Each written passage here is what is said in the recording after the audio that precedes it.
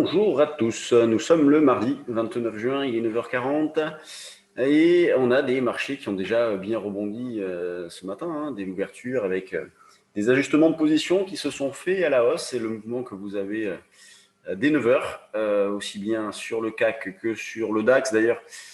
Bon, cette nuit le DAX à côté normalement, mais juste PRT a eu un souci, donc c'est pour ça que vous avez ce trou de cotation ici. Le DAX, commençons par lui, qui a fait un double top avec hier. Alors hier, on a bien travaillé, on a vendu à 15 648 des achats réalisés précédemment, et ce matin, on a pu refaire exactement la même chose, donc on a eu un petit peu de réussite, puisque dans la salle des marchés, on était placé à 48 et on a tous été fait. Pour acheter maintenant, on va dire que le niveau d'achat proche se situe sur les 15 006. Sinon, après, c'est plutôt 15 580. Et moi, je suis même placé à 555 et à 525. Donc, on a des indices qui se comportent toujours bien. Et d'ailleurs, je passais sur BFM ce matin à 8h30. Il y a la question, est-ce que le repli d'hier est inquiétant? La réponse est bien évidemment non. C'est trop tôt pour envisager un repli plus important avec de bonnes probabilités de réussite.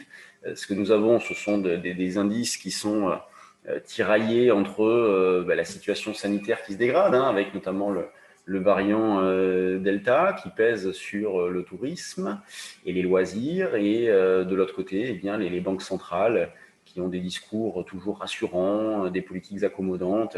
Et donc, on a des marchés qui alternent phase d'espoir et puis doute. Donc là, hier, c'était du doute. Là, il y a un petit peu d'espoir ce matin. Et le tout, toujours pareil, amplifié par les algos. Et c'est pour ça que les mouvements se font en ligne droite. Hier, la baisse a été violente et extrêmement régulière, puisque, premier repli le matin, joli rebond derrière, ce qui a permis notamment, et sur ce rebond-là, on a pu sortir des achats réalisés précédemment. On avait proposé 6603 comme niveau d'allègement de sortie, donc on a pu le faire. Recommencer notamment en double appui, c'est ce que j'ai fait ici moi l'après-midi, sur 6575. Alors derrière, on est allé chercher 6550, donc on ne peut pas dire que j'ai eu vraiment raison d'acheter sur ce niveau-là, mais en tout cas, de travailler de la sorte d'une manière systématique amène de bons résultats. Et que faire d'autre, de toute façon. Le soir, on finit pas terrible. Et puis ce matin, il y a le rebond qui nous permet de sortir dans de bonnes conditions autour de cette zone, les 6585. Donc, continue toujours dans cet esprit-là d'accumuler des écarts. On a des marchés qui piétinent, mais pour l'instant qui tiennent, qui sont en manque d'idées, mais il n'y a pas de faiblesse majeure. Donc sur repli partant de 6590, eh bien la zone d'achat se situe à partir de 65. On a une grosse zone 65-55, c'est ce qu'il faut prendre. Tout dépend d'où on partira, à quelle heure on aura le repli aussi, mais dans l'état actuel des choses, 55-65 constitue la zone d'achat. L'eurodoll, lui, on va passer rapidement, il piétine, il bouge pas trop, on est on est dans la zone 1,19, 1,1950, on essaie toujours de vendre sur rebond, notamment vers 1,1967, qui est le niveau qui a bien fonctionné la semaine dernière. Il n'y a pas grand-chose à faire sur l'eurodoll dans la phase actuelle. Quand on regarde du côté des actions, c'est un petit peu pareil. C'est pas fantastique. C'est pas fantastique sur les mid et small, sur les valeurs du CAC, il n'y a pas de problème. Les flux sont toujours importants.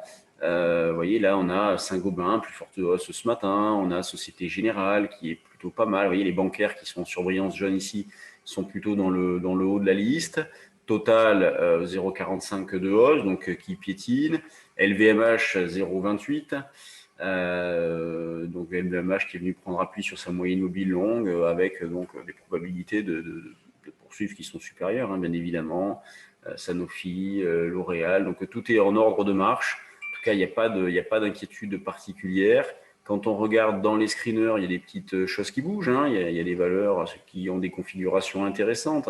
Mais en même temps, il y a toujours à se poser des questions, puisque ces dernières semaines, ces derniers mois, on a bien vu que le manque de conviction, le manque d'intérêt était flagrant, que la spéculation était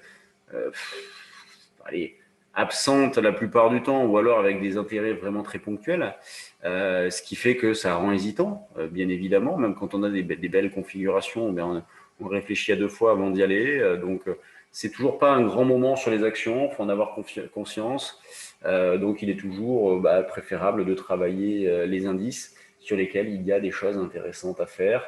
Et pour finir, la volatilité sur les indices, on est autour de 12. Donc, c'est pas mal et c'est ce qui nous fait dire que ces marchés-là ne sont pas vulnérables.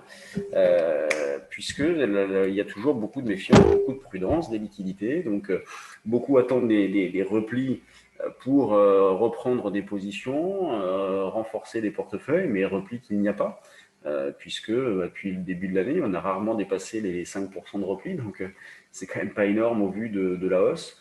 Donc on continue, travailler à l'achat sur les indices, à la vente sur l'eurodoll, et puis on essaie de trouver des opportunités sur les actions. Je vous retrouve ce soir pour ceux qui le souhaitent, qui ont des questions à me poser sur nos formations, sur nos différents services. C'est ce soir, c'est en ligne, 20h, 21h environ. Donc, si vous souhaitez participer, envoyez-nous un mail à info@percevalfinance.com. Sur ce, je vous laisse. Je vous souhaite une bonne journée, une bonne gueule de bois suite au match d'hier. Et puis, on se retrouve demain. Salut à tous.